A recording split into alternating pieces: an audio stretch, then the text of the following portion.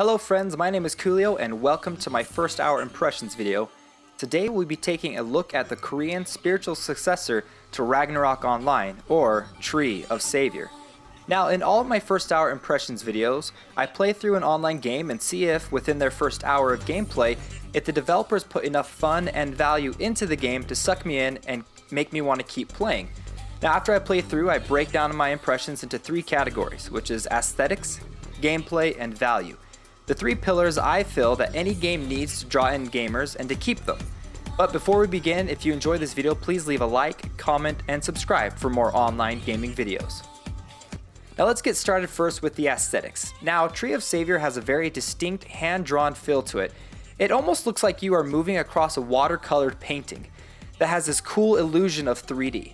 Now the quest NPCs were displayed as these gorgeous portraits that hardly resembled their actual sprites, however, and the environments were clean and sharp, with a tone of cool colors that pop out without being too distracting.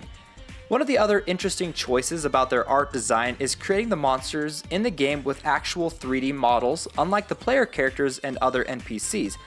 At first I thought this was a bit peculiar and would look, odd compared to the 2D aspect of the rest of the game, but it doesn't and it actually fits quite well with the overall package. Now the music in the game actually reminded me of an older MMO called Fiesta Online. It was upbeat and fun and would quickly change to a more fast-paced beat when combat began. Now the music was always constantly playing during my entire playthrough, and I'd never really noticed any kind of ambient sounds such as birds chirping or the rushing of the river, which leads me to my final thoughts about the overall aesthetics. Alright, so I just want to summarize my thoughts on the overall theme, the game's choice in story design by using static 2D drawings for their certain NPCs, and the constant playing of the music.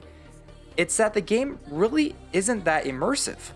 I never once found myself really drawn into the world, and I never stopped to admire certain scenery or felt that any of the characters or places I went to were all that rememberable.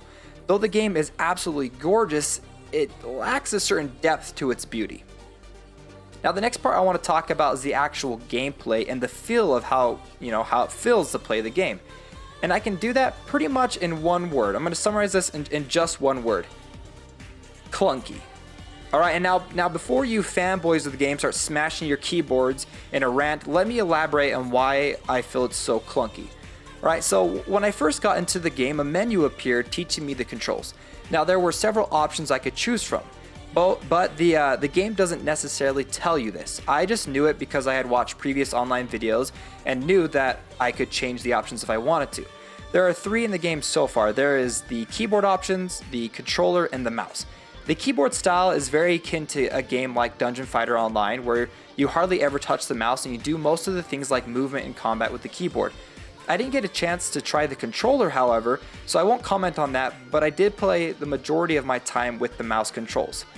My layout I selected allowed me to play the game more like an action RPG. I used WASD for movement and the mouse for interface interactions and selections, and my abilities were laid out across the number keys. Now I have very mixed feelings about the combat. It didn't feel fluid, and that's where the clunkiness comes in. But even though it didn't feel fluid, it wasn't static either. I was very torn apart when it came to the combat. See, each kill of an enemy had them burst into these tiny pieces and the screen would shake, which if you don't like, you can turn it off later if you want to. And those little small details made it feel very impactful when attacking enemies. But it was the movement that really hurt it for me. For example, your character has to finish their attack animation before it'll move. I found myself struggling to get out of enemies' attack patterns and trying to kite weaker foes through my abilities because I had to wait till my character finishes attack animation, which was very frustrating for me. Now that really is my one negative about the combat, but besides that one thing, which to me was really a struggle for me, the rest of it was actually very enjoyable, and I really liked how they used the abilities because it wasn't like your normal trope that you see in other games. And let me explain this, alright? Now, I chose the cleric for my class, and most of my abilities were ground targeted. My favorite one was my heal ability.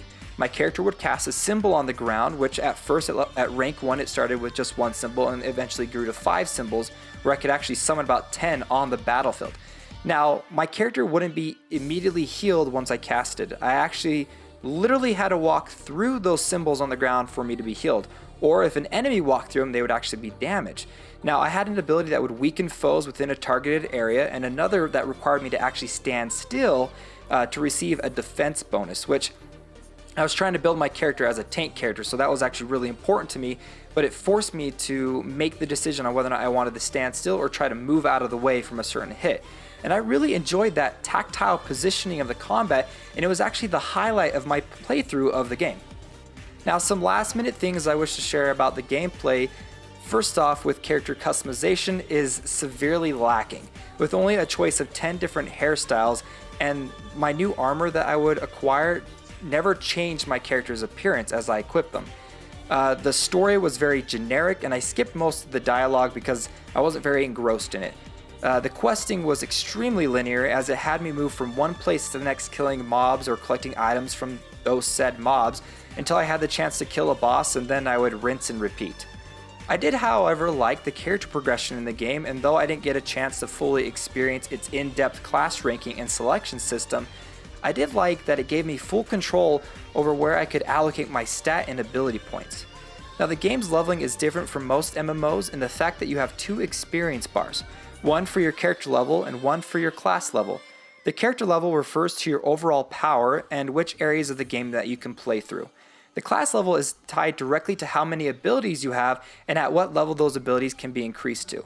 And every time your class reaches the 15th level, you have the opportunity to pick another rank in either the class you already picked, as for me that would have been rank 2 in Cleric, or to pick rank 1 in 2 other classes and be able to mix and match those with my previous class with the new class abilities.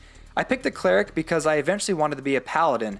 Now, the game starts you off with picking 4 classes, but each class branches out to an astonishing 80 classes total. Like, that's insane. 80 different classes with almost like unlimited ability to switch, to mix and match your abilities between those classes. It blows my mind. And that's something I want to, dig a little bit more deeper into when I get the chance. Now, the last thing I want to mention, which is kind of nitpicky, is certain quests reward you with what's known as experience scrolls, which are deposited directly into your inventory. Now, when you use these scrolls, they give you a large amount of experience points for both your character and class levels. In fact, there was at a point where I realized I had a whole bunch of these scrolls and I just kept clicking on them, and I went from like level 7 to like level 10 like really, really fast.